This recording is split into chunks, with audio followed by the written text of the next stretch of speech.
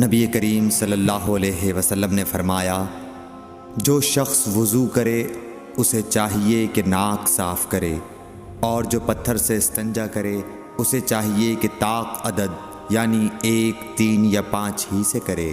صحیح بخاری حدیث نمبر 161۔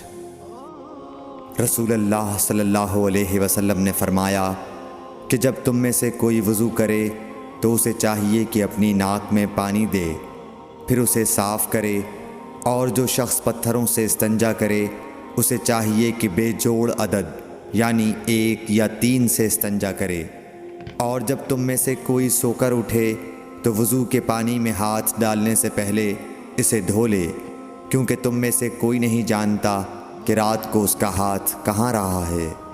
صحیح بخاری حدیث نمبر 162۔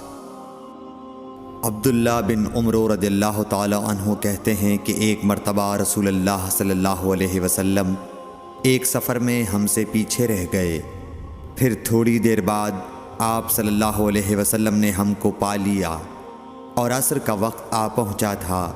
ہم وضو کرنے لگے اور اچھی طرح پاؤں دھونے کے بجائے جلدی میں ہم پاؤں پر مسح کرنے لگے۔ آپ صلی اللہ علیہ وسلم نے فرمایا، ایڑیوں کے لیے آگ کا عذاب ہے، 2 مرتبہ یا 3 مرتبہ فرمایا۔ صحیح بخاری حدیث نمبر 163۔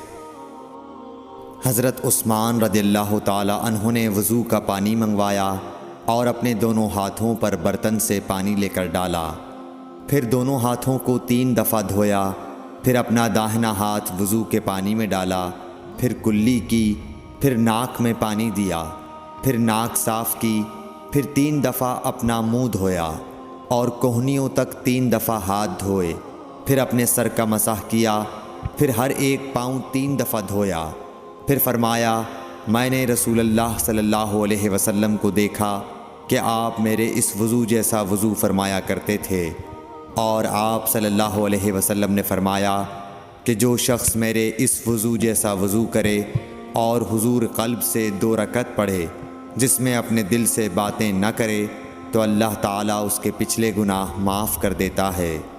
صحیح بخاری حدیث نمبر 164۔ ابو ہریرہ رضی اللہ تعالی عنہ لوگوں کے پاس سے گزرے اور لوگ لوٹے سے وضو کر رہے تھے۔ آپ رضی اللہ تعالی عنہ نے کہا، اچھی طرح وضو کرو، کیونکہ ابو القاسم صلی اللہ علیہ وسلم نے فرمایا، خشک ایڑیوں کے لیے آگ کا عذاب ہے۔ صحیح بخاری حدیث نمبر 165۔ عبداللہ بن جریح نے عبداللہ بن عمر سے کہا، اے ابو عبد الرحمن، میں نے تمہیں 4 ایسے کام کرتے ہوئے دیکھا ہے جنہیں تمہارے ساتھیوں کو کرتے ہوئے نہیں دیکھا۔ وہ کہنے لگے، اے ابن جریح وہ کیا ہیں؟ ابن جریح نے کہا کہ میں نے طواف کے وقت آپ کو دیکھا کہ 2 یمانی رکنوں کے سوا کسی اور رکن کو آپ نہیں چھوتے ہو۔ دوسرے میں نے آپ کو سبتی جوتے پہنے ہوئے دیکھا، اور تیسرے میں نے دیکھا کہ آپ زرد رنگ استعمال کرتے ہو، اور چوتھی بات میں نے یہ دیکھی کہ جب آپ مکے میں تھے لوگ ذی الحج کا چاند دیکھ کر لبیک پکارنے لگتے ہیں اور حج کا احرام باندھ لیتے ہیں، اور آپ 8ویں تاریخ تک احرام نہیں باندھتے۔ حضرت عبداللہ بن عمر رضی اللہ تعالی عنہ نے جواب دیا کہ دوسرے ارکان کو تو میں یوں نہیں چھوتا کہ میں نے رسول اللہ صلی اللہ علیہ وسلم کو یمانی رکنوں کے علاوہ کسی اور رکن کو چھوتے ہوئے نہیں دیکھا، اور رہے سبتی جوتے تو میں نے رسول اللہ صلی اللہ علیہ وسلم کو ایسے جوتے پہنے ہوئے دیکھا کہ جن کے چمڑے پر بال نہیں تھے، اور آپ انہی کو پہنے وضو فرمایا کرتے تھے، تو میں بھی انہی کو پہننا پسند کرتا ہوں۔ اور زرد رنگ کی یہ بات ہے کہ میں نے رسول اللہ صلی اللہ علیہ وسلم کو زرد رنگ رنگتے ہوئے دیکھا ہے، تو میں بھی اسی رنگ سے رنگنا پسند کرتا ہوں۔ اور احرام باندھنے کا معاملہ یہ ہے کہ میں نے رسول اللہ صلی اللہ علیہ وسلم کو اس وقت تک احرام باندھتے ہوئے نہیں دیکھا جب تک آپ کی اونٹنی آپ کو لے کر نہ چل پڑتی۔ صحیح بخاری حدیث نمبر 166۔ رسول اللہ صلی اللہ علیہ وسلم نے اپنی مرحومہ صاحبزادی حضرت زینب کو غسل دیتے وقت فرمایا تھا کہ غسل داہنی طرف سے دو اور اعضائے وضو سے غسل کی ابتدا کرو۔ صحیح بخاری حدیث نمبر 167۔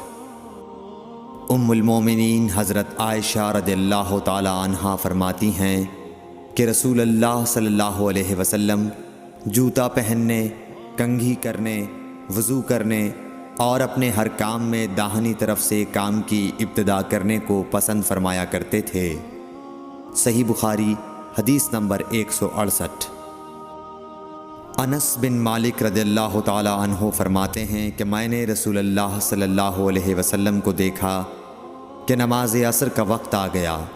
لوگوں نے پانی تلاش کیا، جب انہیں پانی نہ ملا تو رسول اللہ صلی اللہ علیہ وسلم کے پاس ایک برتن میں وضو کے لیے پانی لایا گیا۔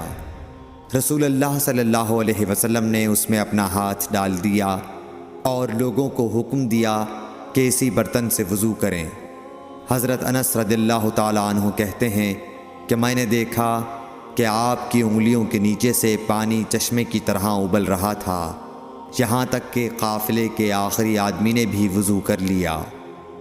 صحیح بخاری حدیث نمبر 169۔